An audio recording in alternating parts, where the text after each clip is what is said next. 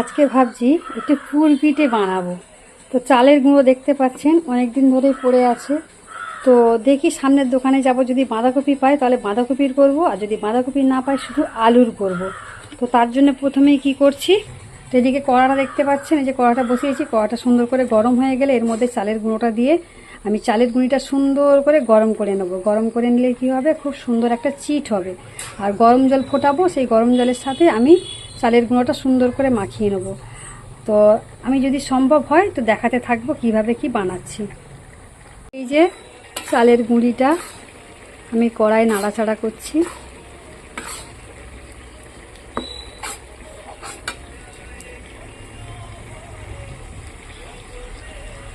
আমি একটা এদিকে পাত্রে জল বসিয়ে দিয়েছি, এই জলটা ফুটবে।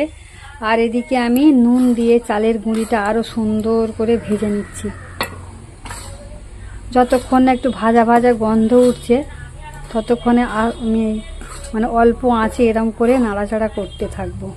কারণ আঁচ আমি বেশি জোরে দিচ্ছি না, জোরে দিলে কারণ চালের গুঁড়িটা পুড়ে যাবে, গন্ধ ছাড়বে বিচ্ছিরি। সেই জন্য আমি অল্প আঁচে এটা গরম করছি। আমি নামিয়ে এর মধ্যে জল দিয়েছি, গরম গরম ফুটন্ত জল।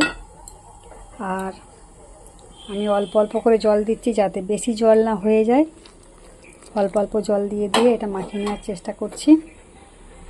আর প্রচণ্ড গরম, এই সময় হাত দেওয়া যাবে না এতে।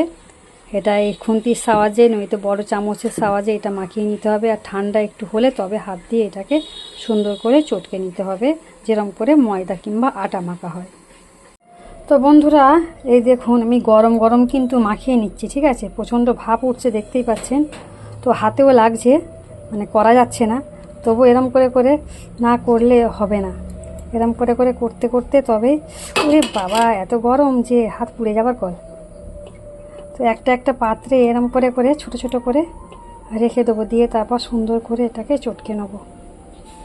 আমি এটা সুন্দর করে মেখে রেখে দিয়েছি, এটা চাপা দিয়ে রেখে দেবো। তরকারি আরে রেডি করব, রেডি করার পর তারপরে পিঠা বানাবো।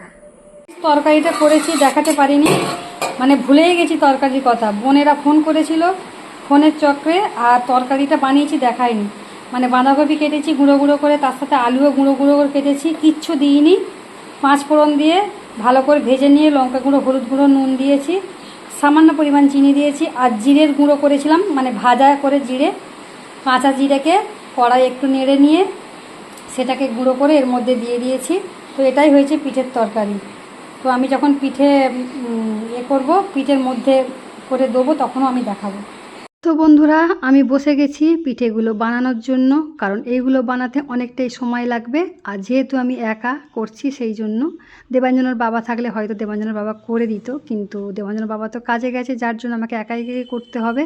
তো দেখুন আমি কেমন করে করছি, সেটা আমি ভিডিওর মাধ্যমে দেখিয়ে দিচ্ছি যে কেমন করে করবেন। অবশ্য সবাই এটা জানেন না এমন কেউ নেই। তো যারা জানেন না তাদের জন্য আমি দেখিয়ে দিচ্ছি। তো আমি এটা ঢাকনা দিয়ে রেখেছি, তার একটাই কারণ মাছি বসে গেলে আমার খুব একটা ভালো লাগে না, যার কারণে আমি ঢাকনা দিয়ে রেখেছি। আর তরকারিটা সামনে রেখে দিয়েছি আপনাদেরকে দেখাবো বলে। আর একটু জল নিয়েছি হাতে, যাতে আমার হাতটা একটু সলভ হয়ে যায়। তো দেখুন আমি ছোট্ট মতো একটা লেচি করে নিয়েছি, লেচি করে নিয়ে সেই লেচিটাকে আমি সাইড দিক থেকে চেপে চেপে চেপে চেপে একটু জায়গা করে নিচ্ছি, যাতে ওর মধ্যে আমি তরকারিটা দিতে পারি। তো এরকম পিঠে তো অনেক ধরনের করা যায়, শেপ দেওয়া যায়, কিন্তু আমি এই এক ধরনেরই শেপ দিচ্ছি, যেহেতু এটা সহজ আর খুব তাড়াতাড়ি হয়ে যাবে সেই কারণে। তো দেখলেন আমি চেপে চেপে একটা গাড্ডা মতো করে নিলাম, আর নিয়ে তার মধ্যে আমি তরকারিটা দিয়ে দিলাম। এবার আমি কি করছি দেখুন, মুখটা আমি মেরে দিচ্ছি। তো মুখটা সুন্দর করে মেরে দিয়ে আবার সেই মুখটাকে আমি চেপে চেপে দিয়ে দিচ্ছি, যাতে মুখটা না খুলে যায়, কারণ যেহেতু এগুলো ভাপা হবে তার কারণ। এই দেখুন একটা কলা পাতা কেটেছি, কেটে ধুয়ে এটাকে পেতে রেখেছি, কারণ আমার তো আর সেই বাংলার মতো কুলো নেই যে কুলোতে পিঠে ঢালবো। আর এই দেখুন পিঠে আমি কিন্তু ভাপাতে দিয়ে দিয়েছি, এই দেখুন দেখতে পাচ্ছেন ভেপেও গেছে। আর 2 মিনিটের মতো আমি ভাপাবো, তারপর আমি নামিয়ে নেবো। আর ধোঁয়া হয়ে গেল ফোনটা, দূর থেকে দেখাই, নাহলে কিছুই দেখা যাবে না। তো এই যে প্রেসার কুকারে আমি দেখুন প্রেসার কুকারে এই হাঁড়িটা দিয়ে আমি বসিয়েছি, কারণ এই হাঁড়িটাই আমার ফুটো ফুটো করা ছিল। এইটা আমার একটা দেওর করে দিয়ে গেছিলো ফুটোটা, সে দেওর তো আর এখানে থাকে না, সে তো বেঙ্গলে চলে গেছে। তো দুধের স্বাদ ঘোলে মেটানোর জন্য এইরকমভাবে আমি করে পিঠে খাই।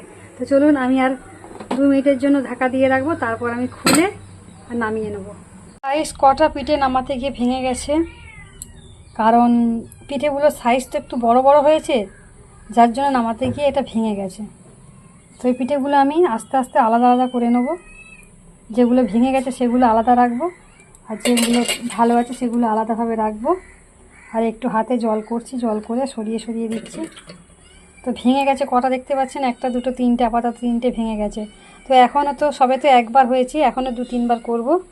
তো 2 3 বার যেটা করব সেটা দেখাবো না। তো চলুন বন্ধুরা, সবাইকে আপাতত টাটা বাই বাই জানিয়ে বিদায় নেবো। সবাই ভালো থাকবেন, সুস্থ থাকবেন, নিজের প্রতি খেয়াল রাখবেন। আর বর্ষার সময় বিশেষ করে একটু আধটু পিঠে বানিয়ে খাবেন, খুব ভালো লাগবে।